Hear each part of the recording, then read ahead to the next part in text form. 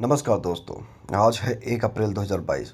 आज 1 अप्रैल से current affairs के जितने भी इंपॉर्टेंट क्वेश्चन बन सकते हैं सारे हम इस वीडियो में डिस्कस करेंगे और हर क्वेश्चन से रिलेटेड इंपॉर्टेंट फैक्ट्स भी मैं आपको बताऊंगा। दोस्तों, अगर आपने चैनल को अभी तक सब्सक्राइब नहीं किया है तो चैनल को सब्सक्राइब कर लो ताकि हर एक अपडेट आप तक टाइम पर पहुँच जाए। तो चलो दोस्तों, शुरू करते हैं आज के करंट अफेयर्स के अपडेट के बारे में। आज का पहला जो अपडेट है, पहला जो क्वेश्चन है, केंद्र सरकार ने हाल ही में राष्ट्रीय आपदा प्रतिक्रिया कोष, जिसे एनडीआरएफ कहा जाता है, के तहत पिछले साल प्राकृतिक आपदाओं से प्रभावित कितने राज्यों को 1887 करोड़ रुपए की अतिरिक्त सहायता को मंजूरी दी है? सही जवाब है 5 राज्यों को। कौन कौन से राज्य हैं इसके बारे में बात करेंगे। जिसमें इसमें बिहार, हिमाचल प्रदेश, राजस्थान, सिक्किम और पश्चिम बंगाल हैं। तो इसके बारे में बात करें तो केंद्र सरकार ने हाल ही में राष्ट्रीय आपदा प्रतिक्रिया कोष के तहत पिछले साल प्राकृतिक आपदाओं से प्रभावित 5 राज्यों को 1887.23 करोड़ रुपए की अतिरिक्त सहायता की मंजूरी दी है। इसके अलावा इसमें से बिहार को 1038.96 करोड़ रुपए, हिमाचल प्रदेश को 21.37 करोड़ रुपए, राजस्थान को 292.51 करोड़ रुपए, सिक्किम को 59.35 करोड़ रुपए और पश्चिम बंगाल को 475.4 करोड़ रुपए आवंटित किए गए हैं।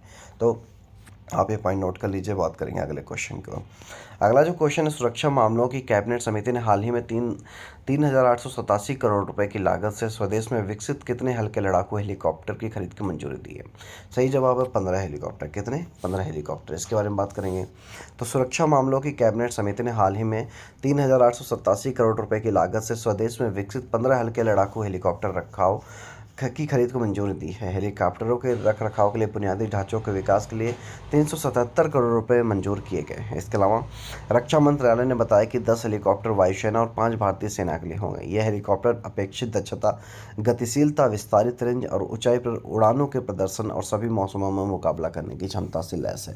तो आप ये पॉइंट नोट कर लीजिए। बात करेंगे अपने अगले क्वेश्चन की ओर। अगला जो क्वेश्चन है, केंद्र सरकार ने हाल ही में केंद्रीय कर्मियों और पेंशन भोगियों को महंगाई भत्ता यानी डीए में कितने प्रतिशत वृद्धि की मंजूरी दे दी है? इंपॉर्टेंट क्वेश्चन, एग्जाम में क्वेश्चन आ सकता है।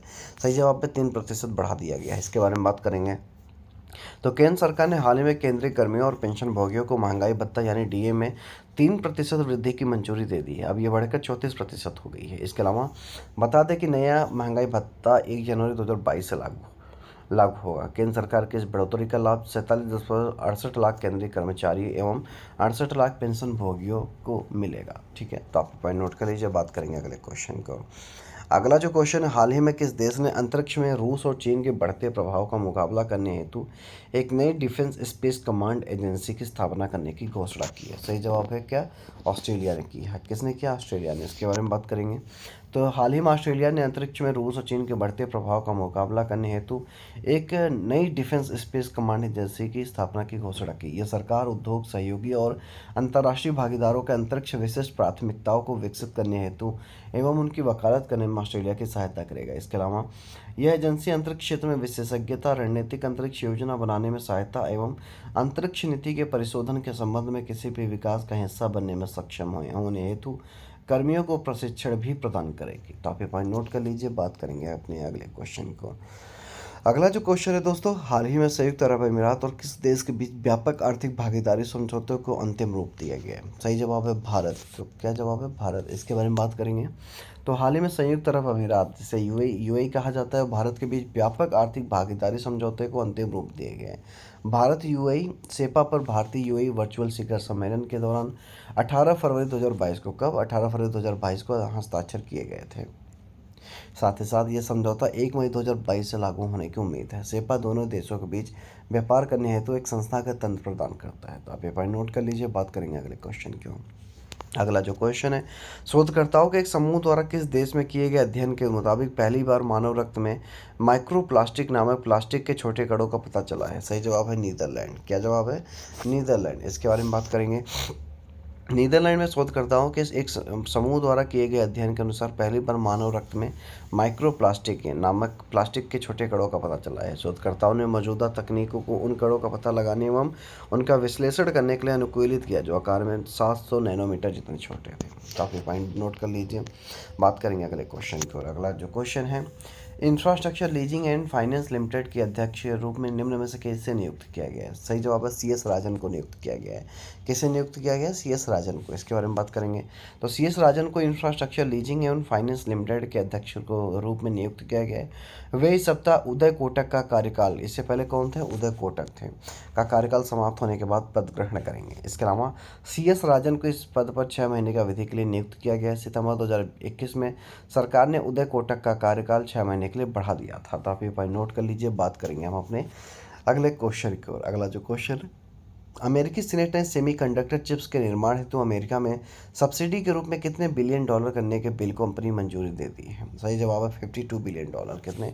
52 बिलियन डॉलर। इसके बारे में बात करेंगे। तो अमेरिकी सीनेट ने सेमीकंडक्टर चिप्स के निर्माण के लिए अमेरिका में सब्सिडी के रूप में 52 बिलियन डॉलर प्रदान करने के बिल को अपनी मंजूरी दे दी है। उद्योग व्यापी चिप्स की कमी ने इलेक्ट्रॉनिक्स और ऑटोमेटिव उद्योगों में उत्पादन को बाधित कर दिया है। इसके अलावा इस कमी की वजह से कुछ फर्मों ने उत्पादन कम कर दिया है। अमेरिका में सेमीकंडक्टर चिप्स के लिए अन्य देशों पर निर्भरता कम करने की मांग बढ़ रही है। तो आप ये पॉइंट नोट कर लीजिए। अब हम बात करेंगे अपने अगले सेगमेंट की ओर, जिसका नाम है 1 अप्रैल की महत्वपूर्ण घटनाओं के बारे में। यानी 1 अप्रैल को क्या क्या महत्वपूर्ण घटनाएं घटी हैं वो हम आज इस वीडियो में डिस्कस करेंगे। तो पहला जो पॉइंट, 1839 में कोलकाता मेडिकल कॉलेज और अस्पताल शुरू किया गया था। 1878 में कोलकाता में बनी संग्रहालय की नई इमारत को जनता के लिए खोला गया था। 1912 में दिल्ली को भारत की राजधानी और एक प्रांत घोषित किया गया था। 1936 में उड़ीसा को बिहार से अलग करके एक नया राज्य बनाया गया था। 1969 में भारत का पहला परमाणु ऊर्जा स्टेशन महाराष्ट्र के तारापुर क्षेत्र में शुरू हुआ था।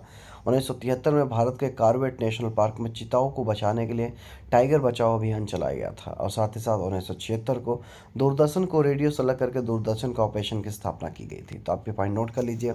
बात करेंगे अपने अगले सेगमेंट की ओर, जिसका नाम है 1 अप्रैल को जन्मे व्यक्ति के बारे में। यानी 1 अप्रैल को कौन कौन से इंपॉर्टेंट पीपल लोगों का जन्म हुआ, इसके बारे में बात करेंगे। तो 1621 में सिखों के नवे गुरु गुरु तेग बहादुर का जन्म हुआ था। 1889 में राष्ट्रीय स्वयंसेवक संघ के स्थापक डॉक्टर केशवराम बालीराम हेडगेवार का जन्म हुआ था। 1891 में भारत के प्रसिद्ध वैज्ञानिक प्राण कृष्ण पारिजा का जन्म हुआ था।